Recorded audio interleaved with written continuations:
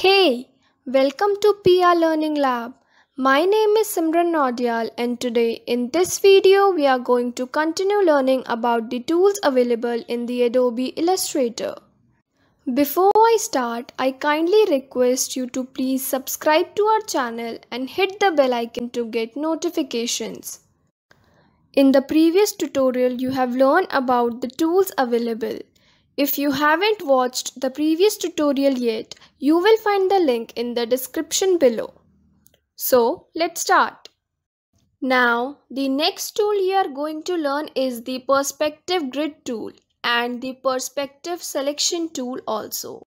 Let's start with the Perspective Grid tool first. Its shortcut is Shift P. So when you click on this tool, this perspective grid will show up on your canvas.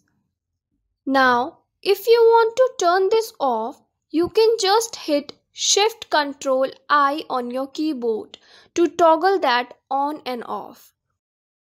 Now, with the perspective tool, we have the option of having 1-point perspective, 2-point perspective, or 3-point. And to get to that, you can just go to View and here Perspective Grid. Here you can choose 1-point perspective, 2-point perspective or 3-point. Here's what 1-point perspective looks like. 2-point.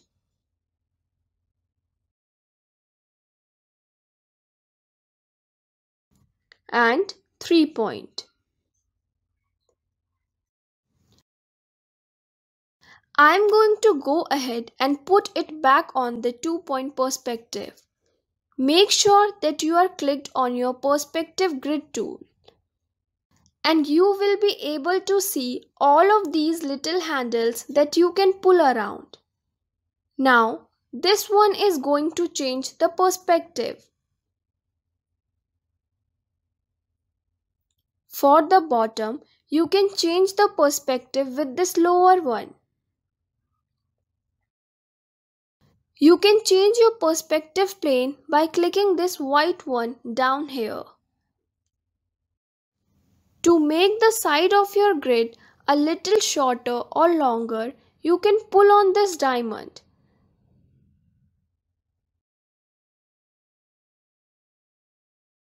These outer circles will squeeze it,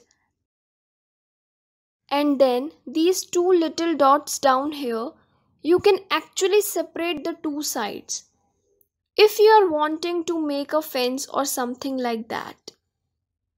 So I'm going to align those back up again. If you adjust this diamond down here at the bottom, it is going to change the number of grid lines. So now there are two different ways to use the perspective grid tool. First is you can actually use your shapes to draw right on that grid. So let's try that. I can drag in the selected area, which right now this little icon is showing that blue. This left side is selected area and everything I will draw will be kind of based on this area. You can also select the orange side, that is the right side, and the green one, which is the bottom. So I am going to draw the shape. I am going to select the rectangle tool. So if I draw the square here, it is going to follow that grid. If I draw over here on the orange side, it's still going to follow that blue selection. So I am going to undo this one.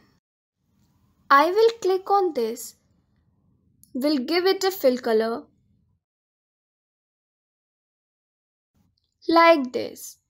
You can draw with any of these shapes and it will match the grid. So let's draw a star here.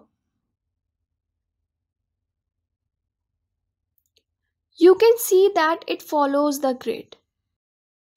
You can also move your shape like this. Now here comes in the perspective selection tool. and its shortcut is Shift V. So now I have got this selected. So this just works as a selection tool, but it will adjust to what the grid is. So I move it down here. It is getting bigger and it is following the grid lines. And the same with this. You can move it and it will follow the grid lines. Now I am going to go ahead and draw something over the orange side. So I will click that up here on the icon to get the orange side selected. Again I am going to draw the shape.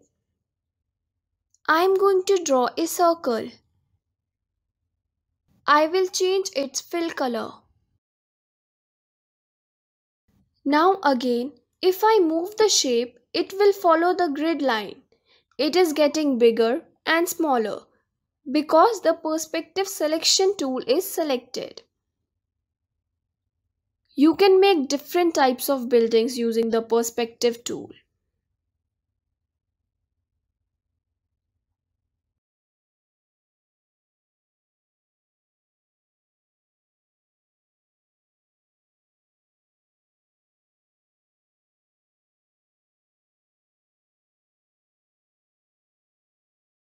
So like this, you can use the perspective grid tool and the perspective selection tool. Thank you for watching. Please like, share and subscribe to our channel.